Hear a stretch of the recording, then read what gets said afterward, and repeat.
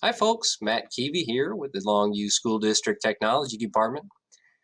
I just wanted to take a couple of minutes today to share with you some quick tips and tricks on how you can seamlessly share content with students in your classroom and those coming in remotely via Zoom.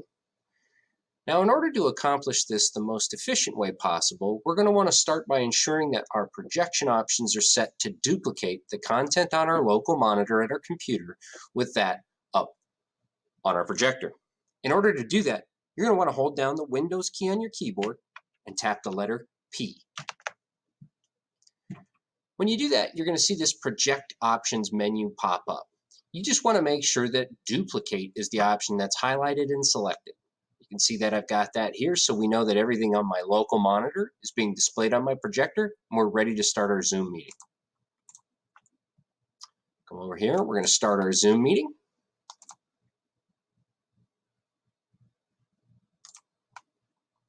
And we're going to wait for our test student to join the meeting.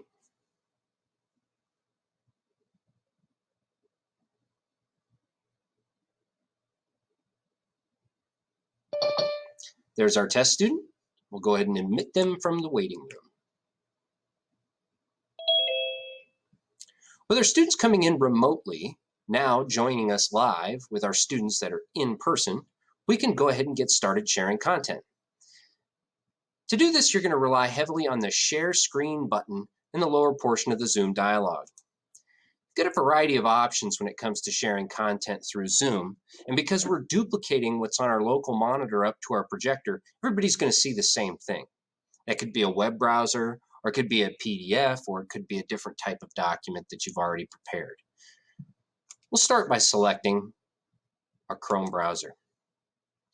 Now, let's say we're just sharing a variety of different types of tabs. In this instance, I've got a Wikipedia article here, and you can see that it's bright and clear in my classroom on my projector. And because we're relying on the Zoom screen sharing options, all the students at home are going to see exactly what the students are seeing here in my classroom. It could be a Google Doc, it could be any other website. But basically, because we're duplicating what our local display is showing up to our projector and subsequently sharing out that window through Zoom, everybody's seeing the same thing. I'll show you another example. We'll click Stop Share Now, and we'll go back down to the Share Screen button. This time, I'm going to select this PDF file I've prepared. Now, just like the browser window, same thing happens.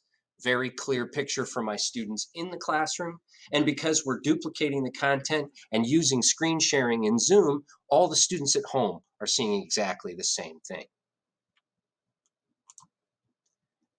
Now, let's say you want to do something analog. You want to share something out via your document camera. Well, you can do that too. Click on the Share Screen option. And this time we're going to click on the Advanced tab. Here, you'll see an option called Content from Second Camera. Now, when we select that and click Share, it's going to access our document camera. And because, again, we're duplicating everything on our local monitor, and we're sharing out to Zoom via screen sharing, everybody's seeing the same content up on my whiteboard, nice and clear, but also for the student experience at home. Very clear, full screen, no issues. We'll click Stop Share. I want to talk about whiteboard options. You've got two ways you can go about doing whiteboard work. You can click on Share Screen and go back to the Basic tab, and you can select Whiteboard, which is Zoom's digital whiteboard. Now, when I select that and click Share, it's going to pop up this white window, which essentially is a digital whiteboard. Now, because all of our classrooms are equipped with Epson smart projectors that come with interactive pins, we can actually use this pin to annotate directly on the whiteboard onto the digital space, and all students in person and remote will see the same thing. I'll show you that now.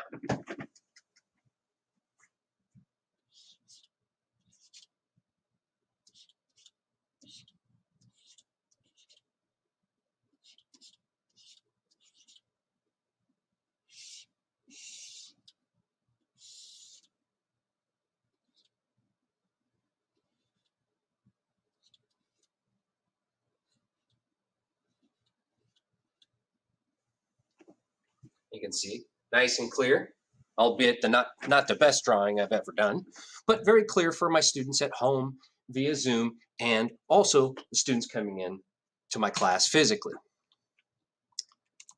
Now, you don't have to use the digital whiteboard. You can actually use your analog whiteboard as well, as long as the camera for your classroom is oriented to be able to pick up your whiteboard. In order to just use your whiteboard, we're going to go ahead and shut our projector off.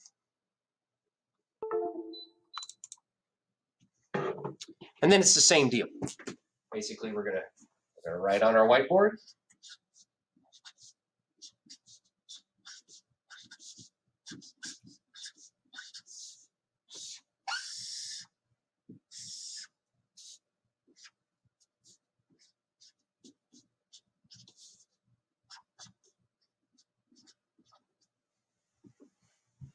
My students in class can see that clearly.